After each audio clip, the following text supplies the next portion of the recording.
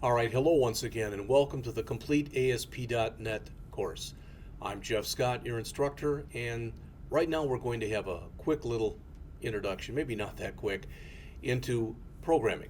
We're going to talk about C Sharp and basically how C Sharp is used along with ASP.NET to programmatically add things to web forms. We'll give an introduction to programming by discussing, among other things, variables, data types, and operators.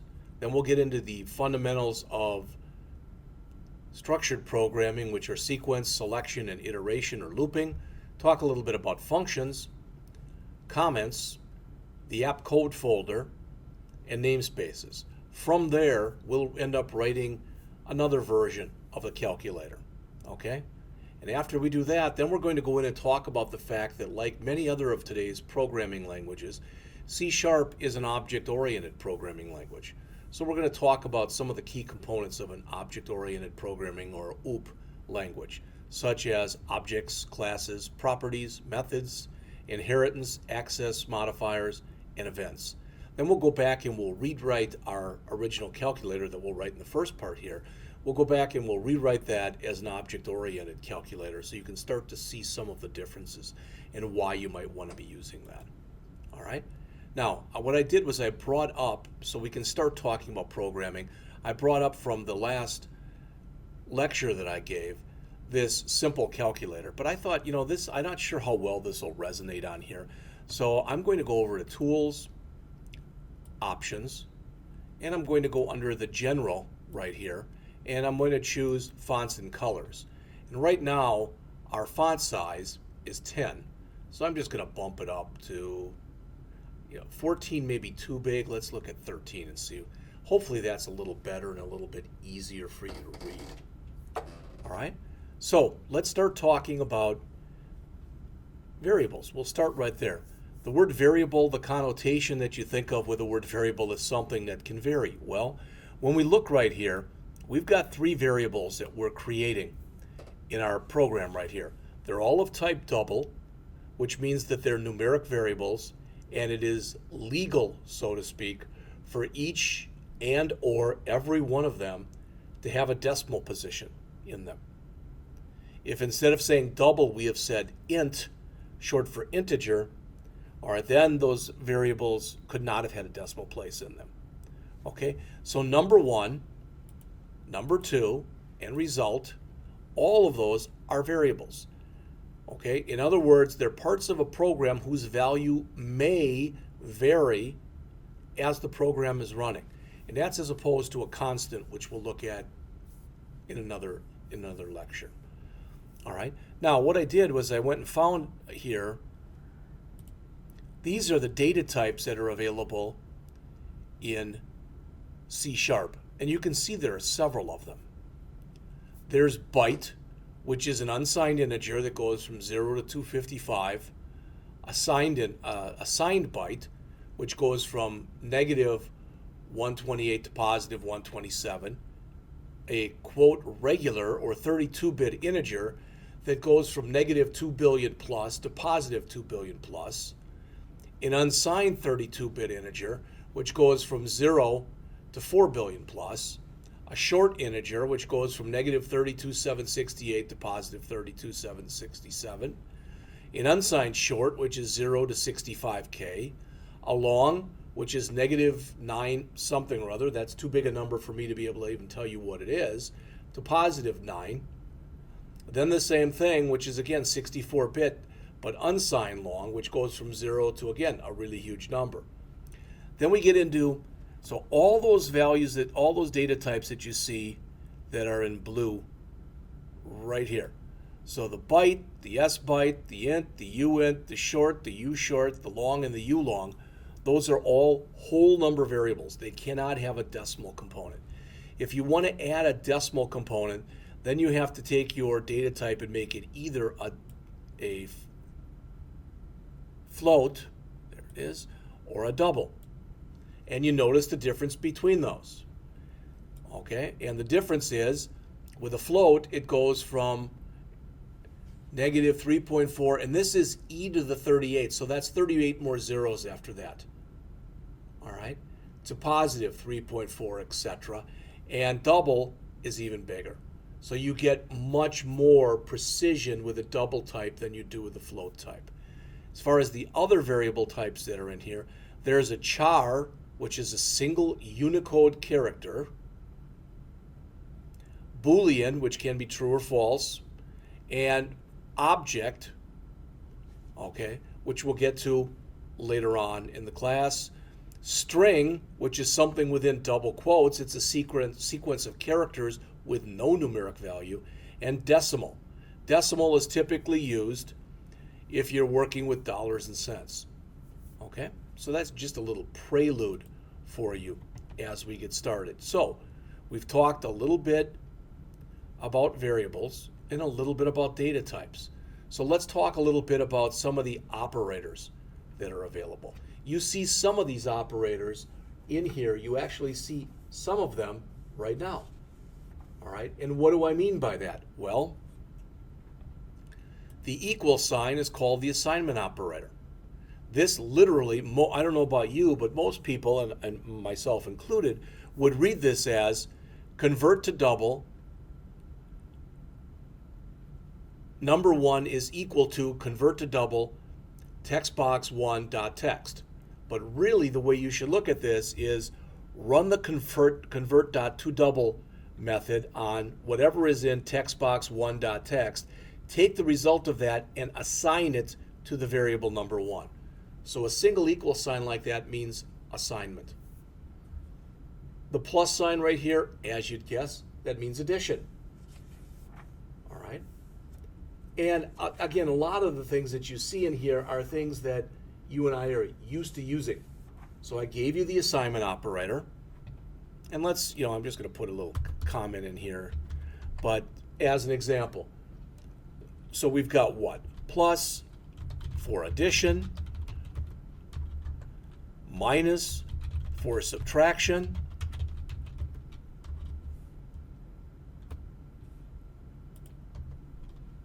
asterisk for multiplication,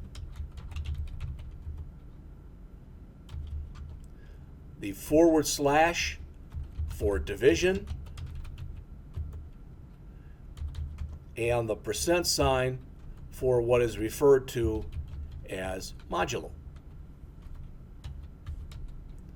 Now, you'll notice that these are all in green, and I putting a / there. It's something we're going to cover a little bit later, but that means what I want to do here is I want to make comments. Comments are ignored by the compiler, so you put them in there typically. You don't typically put them in at the bottom of the program like I'm doing right here, but you put them in at the top. You might put a prologue, etc. You might give explanations of what's happening in a particular part of code or what a particular variable means, etc. Now, it's totally fine. I'm doing these as single line comments, //, but I'm going to remove all these just to show you that there's yet another way to do this.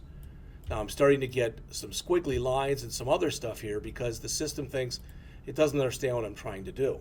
But if I type in a / followed by an asterisk, and then I end that with an asterisk and a /, now that is a multiple line comment. So those right there are our arithmetic operators.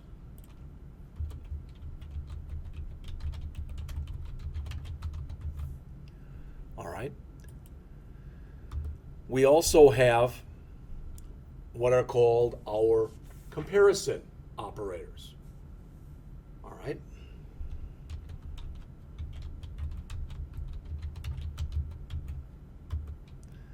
And what are those? Well, we've got double equals, and that means test for equality. We've got a less than sign followed by a great, no, in fact, we do it like this in C#. And that's for a test for inequality. We've got a less than for test for less than. Got a greater than in a test for greater than. And there's a couple offshoots of each one of these. There's a less than or equal to for test for less than or equal to. And we've got greater than or equal to, which is again for a test for greater than or equal to. So I'm showing you quickly here both our arithmetic operators and our comparison operators. And you're going to see several of these as we go on. All right, there's a couple other operators that we should at least be familiar with. There's the concatenation operator. There's only one.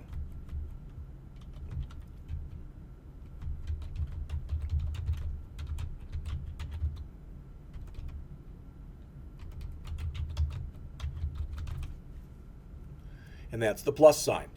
Now you'll notice that the plus sign was used up here for addition, and it's also used down here for string concatenation. So literally the plus sign is what's referred to as an overloaded operator because it can be used for more than one thing. The system knows what to use it for based on the context in which it's being used. All right, we also have what are called the logical operators. All right, and those are and,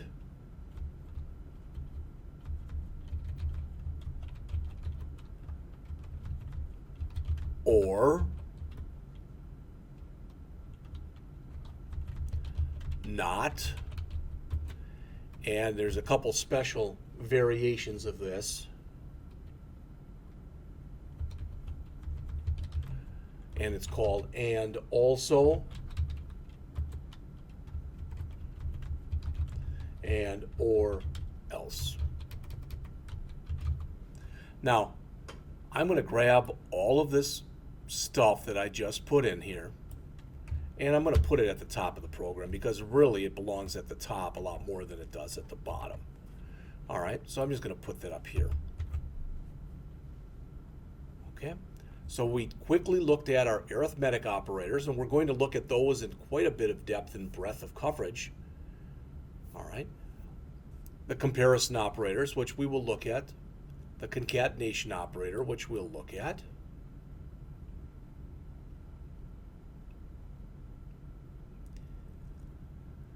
and the logical operators, which we'll also look at.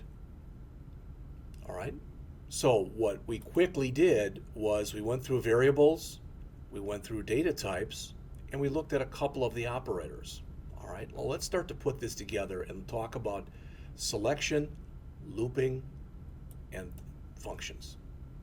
All right, well, what if instead of taking that number and adding those two numbers together, okay, what if instead of doing that, I put the divide symbol in there, okay? And instead of saying the sum, okay, so instead of coming in here and literally saying the sum, we want to change that.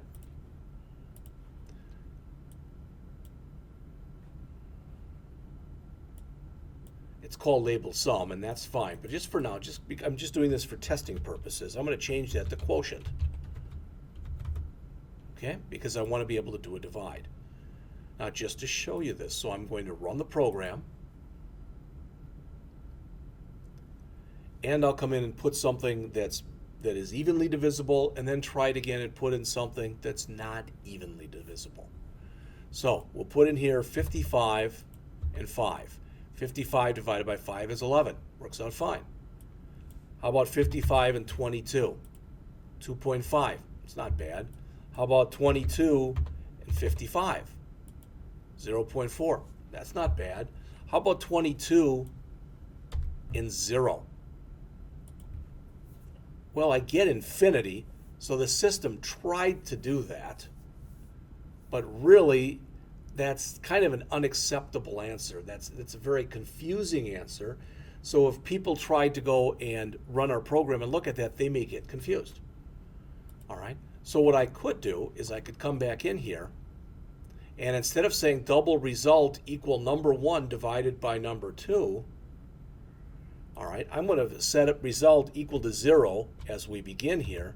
And then I'm going to say if number 2 is not equal to 0, and don't worry, we're going to go back and discuss all this in just a second, then do the multiplication or the division.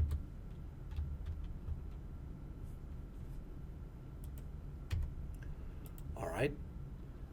So if number 2 is not equal to 0, then do the division and set that equal to result. So result equals number 1 divided by number 2. But if it is 0,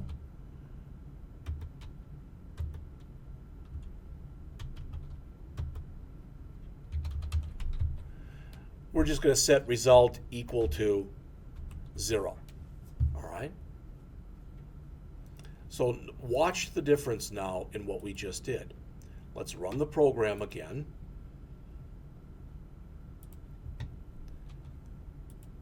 Always go back and test to make sure you didn't break anything. Still 11. Still 2.5. Should still be 0.4, and it is. But now, it just says 0.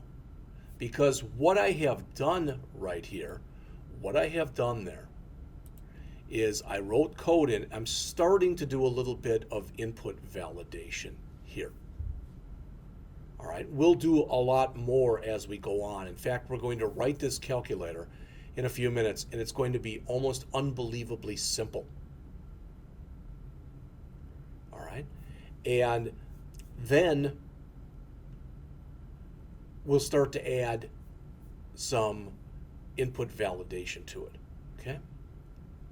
All right, what if what we wanted to do here, so, in other words, what I've done is I've shown you an if and an else. What if I left that if out of there? So what if I just did this? That would say if number 2 is not equal to 0, do that, otherwise don't do anything. So what would result be? Well, we set it to 0 up here. So this, whether I put an else in there that I just showed you, or I just do it like this, both of these, if I run this again and put in my 22 here and my 0, should give you a 0 right there. So there's a lot of different ways that you can write the same kind of code. All right.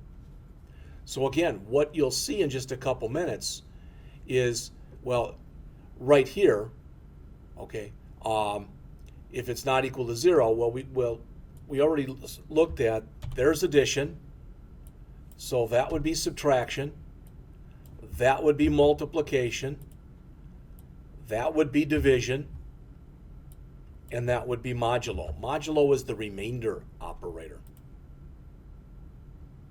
So if we look at this, if I run the program again here, and I say 55 and 22, we're going to get a different answer. 11. Well, what is that? 55 divided by 22 gives you 2. All right? And there's a remainder of 11. So what the modulo does is it gives you the remainder. Quite often you use modulo with dollars and cents or with hours and minutes and seconds. All right, there's quite a few uses for it. So all we're doing right here is we're taking a look at a couple really, really simple examples. All right, so for right now, what I'm going to do is I'm not even going to worry about number 1. I'm not even going to worry about number 2, but I want to keep my result variable. All right. And now what I'm going to do is I'm going to say this. I'm going to show you this 3 ways. And in other words, I'm going to show you a little bit of looping in here. Okay? So I'm going to say while, and I'm going to create another variable here that's going to say int LCV equals 1. LCV stands for loop control variable. So while LCV is less than or equal to 10,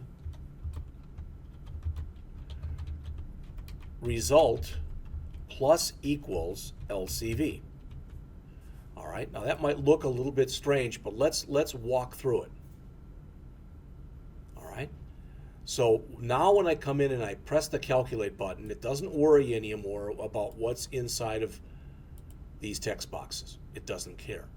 But instead, what it's going to do is it's going to take and run through this 10 times. LCV is 1.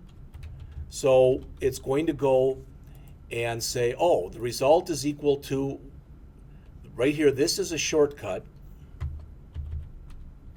So this is the same as saying result equals result plus LCV. Why would you want to do that? Well, what that buys you is a little less typing. Other than that, it doesn't really buy you much. So what we're doing in here, what we're doing is we're writing a loop, and we're telling this to loop through here 10 times. This LCV plus plus, this is the same as saying LCV equals LCV plus 1. So what this is going to do, all right, this loop is the same thing as saying else result equals 1 plus 2 plus 3 plus 4 plus 5 plus 6 plus 7 plus 8 plus 9 plus 10. And I believe when you add all that up, it's going to be 55. Let's save this, go back, run the program, and see if we get 55 in our result box. Now there's nothing here because we have to click the calculate button, and there's 55. Now that, you might think, wow, you went over that way too fast, I don't get it. So let's back up. All right. What I'm doing right here is my result is going to hold my answer. So, holds answer. Could have called it answer, it would have been fine. LCV is what's referred to as a loop control variable. So what I'm saying is let my loop control variable start it at 1, and as long as it's less than or equal to 10, add the current result of my loop control variable to result. So the first time through there, result is 0. So it's saying result is equal to result, which is 0, plus 1. Again, it's going through and doing this.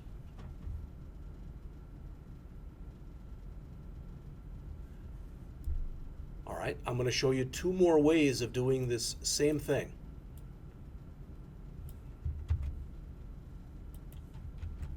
All right, I'm going to take all of the information that we see in here,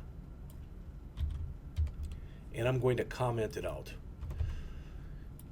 And the reason that I'm commenting all of it out is that's our while example. And now we're going to do what's called a do while example. All right. This is going to work the same way, except we're going to make our check. Instead of making it at the beginning, we're going to make it at the end. This type of loop right here, this while loop, all right, is also known as a pretest loop, because we make our check. If our check is true, we go in and we do the stuff between these curly braces. So is LCV less than or equal to 10? Yes, it is, because we set it equal to 1 up there. So we go and we add it to our result, and then we add 1 to LCV. Again, what we're doing is the same thing as doing this. This is called a pretest loop because if I had originally said this, LCV equals 11. Is 11 less than or equal to 10? Well, of course it's not. So we would have skipped the loop entirely. All right. This is a do while loop. So this while loop and this do while loop are doing the same thing. But this is called a post-test loop because you don't check your answer, you don't check your condition, I should say, until you've already gone through the loop once. So with a do while, you must go through the loop at least one time. Notice if I run this again and click my button, I should still get 55 right here, and I do. So I've shown you two looping examples, a while loop and a do while loop. The do while loop looks a little funny syntactically because it's the only control structure here that you must put a semicolon in at the end. Don't put a semicolon there. Don't put a semicolon before or after your curly braces. All right? So I've shown you a couple of these. I'm going to show you one more looping construct that can also be used.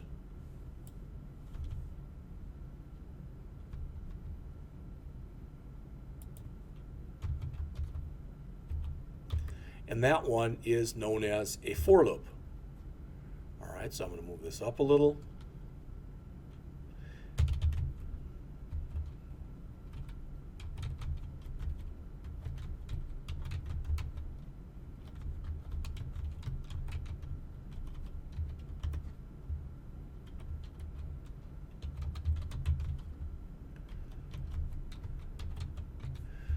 Oops. And what you're going to notice is the while loop had 1, 2, 3, 4, 5 lines in it. The do while loop had 1, 2, 3, 4, 5 lines in it. The for loop has 1, 2, 3, 4 lines in it. So it's a little bit less code. This is saying the same thing. I've got an LCV. I'm going to initialize it right here to 1. And as long as it's less than or equal to 10, do this, then come back up here and do this.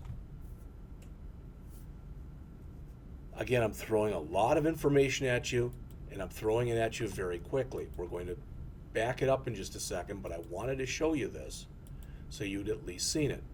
If I click calculate, again, it's 55. So what I've just shown you in here are 3 different ways that you can go through and do a looping concepts.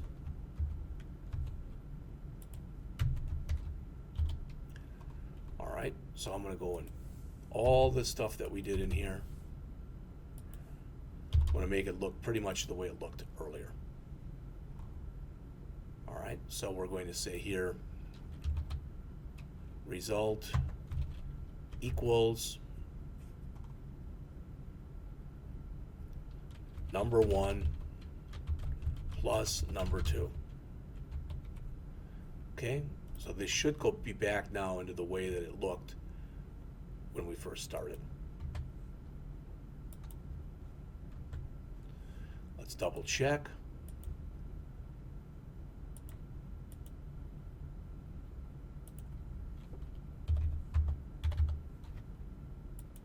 And it's back.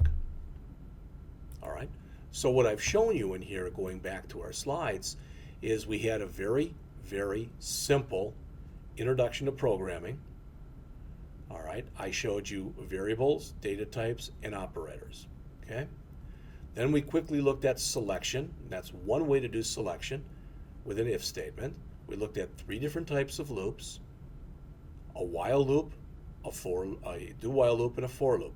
We didn't do functions yet, but we're going to do that in just a second. We've also looked at comments already. All right, so let's take a quick look at functions. All right, now what I'm doing in here is I'm adding number 1 and number 2. What if I didn't want to add number 1 and number 2 inside of that routine? What if I wanted its own routine? All right. And the thing is, if I had wanted to put my own routine in there, I could.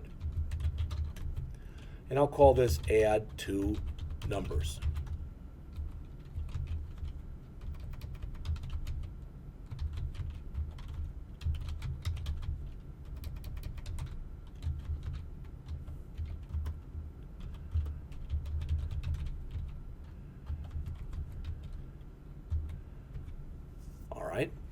So let's see, what do we have here? So private, okay. Now, instead of saying here result equals number 1 plus number 2, and I'll leave that line in there but comment it out. Oops.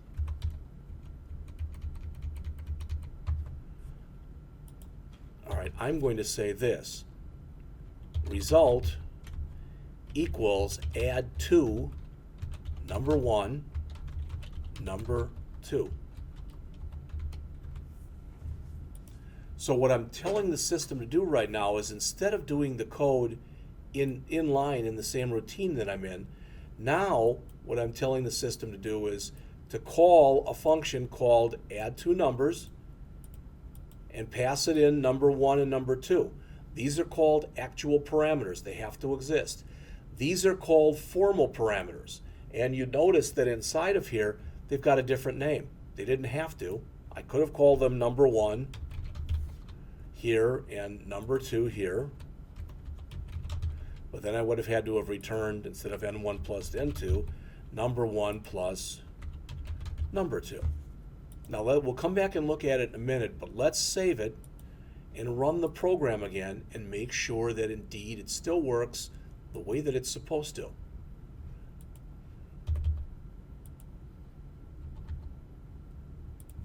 And it does. So in this case, doing what we just did and writing another routine like that may not make a whole lot of sense to you, and it may not seem like it makes a lot of sense to you. But as we write in just a minute, as we come in and we start to write our calculator, then what you're going to notice is we'll have a separate routine for the sum, another one for the product, another one for the difference, another one for the quotient, and another one for the modulo. So we will start to modularize our programs. So I showed you this very quickly. We're going to look at it in a lot more depth and breadth of coverage in just a couple minutes. I think this is a good place to stop. All right, and I'll save this, and we'll go on from here in just a couple minutes.